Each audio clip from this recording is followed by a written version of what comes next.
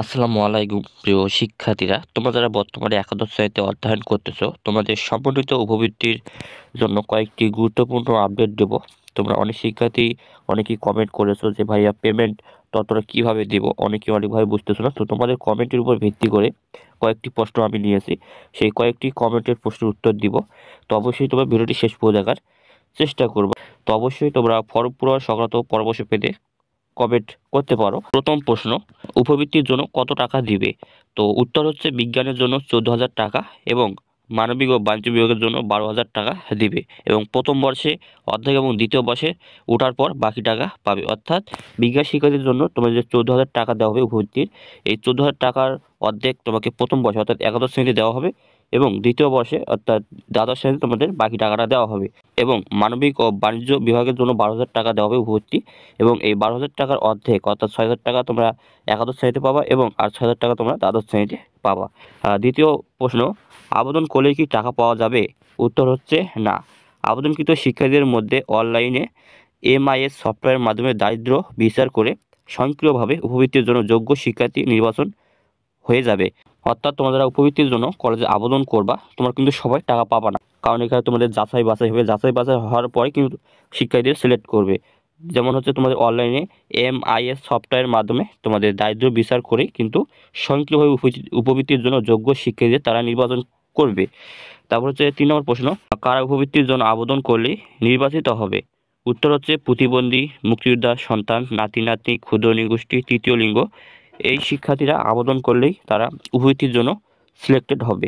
এবং আরও 10টি উপজেলার শিক্ষার্থীরা উপবৃত্তির জন্য আবেদন করলে তারা উপবৃত্তির জন্য সিলেক্টেড হবে, এবং সেই 10টি উপজেলা হলো বান্দরবান জেলার নাইক্ষ্যংছড়ি ও আলীকদম উপজেলা, কুড়িগ্রাম জেলার কুড়িগ্রাম সদর, চর রাজীবপুর, চিলমারী, উলিপুর ও ভুরুঙ্গামারী উপজেলা, এবং দিনাজপুর জেলার কাহারোল ও খানসামা উপজেলা, এবং কিশোরগঞ্জ জেলার কুলিয়ারচর উপজেলা শিক্ষার্থীরা আবেদন করে উপবৃত্তি পাবে।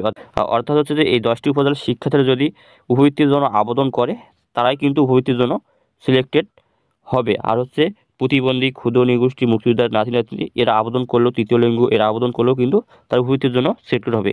এটা কিন্তু তোমাদের উপবৃত্তির আবেদনের নোটিশেও বলে দেওয়া রয়েছে। তোমাদের যদি আমি দেখাই একটু, তো উপবৃত্তির আবেদনের তোমরা 6 নম্বর পয়েন্টটা দেখবা। এখানে নিম্নবর্ণিত 10টি উপজেলায় আবেদনকারী সকল শিক্ষার্থী সরাসরি উপবৃত্তির জন্য নির্বাচিত হবে।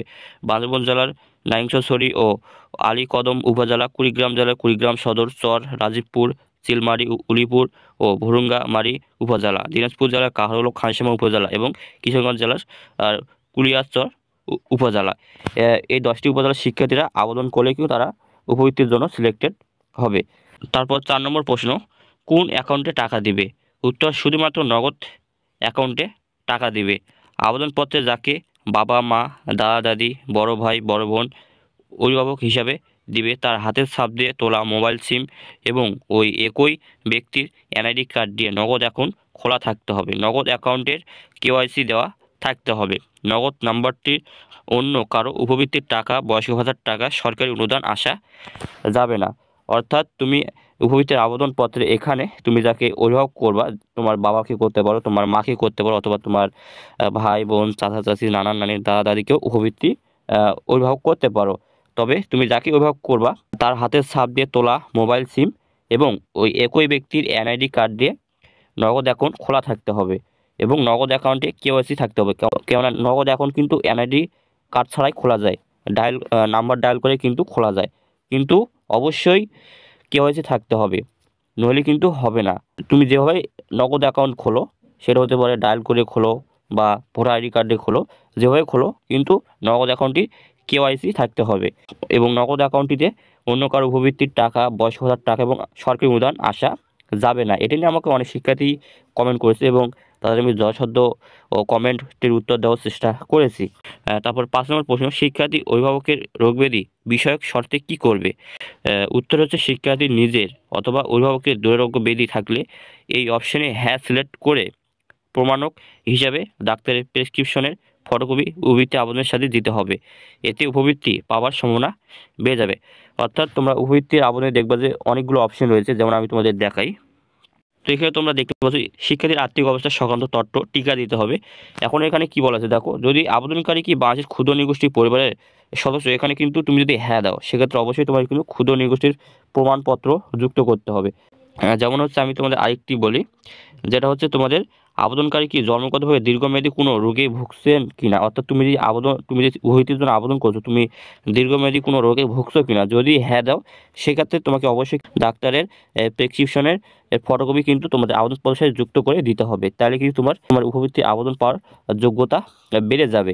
এটা তোমার কোনো পরিবারের সদস্যেরও হয়ে থাকতে পারে দুরারোগ্য ও ব্যাধিতে আক্রান্ত, সেক্ষেত্রে তুমি যদি ডাক্তারের প্রেসক্রিপশনগুলো ফটোকপি করে তুমি উপবৃত্তির আবেদনপত্রের সাথে দিতে পারো, সেক্ষেত্রে কিন্তু তোমার উপবৃত্তির পাওয়ার সময়টা বেড়ে যাবে। তারপর 6 নম্বর প্রশ্ন, উপবৃত্তির জন্য যোগ্য হলে কি কি সুবিধা পাওয়া যাবে?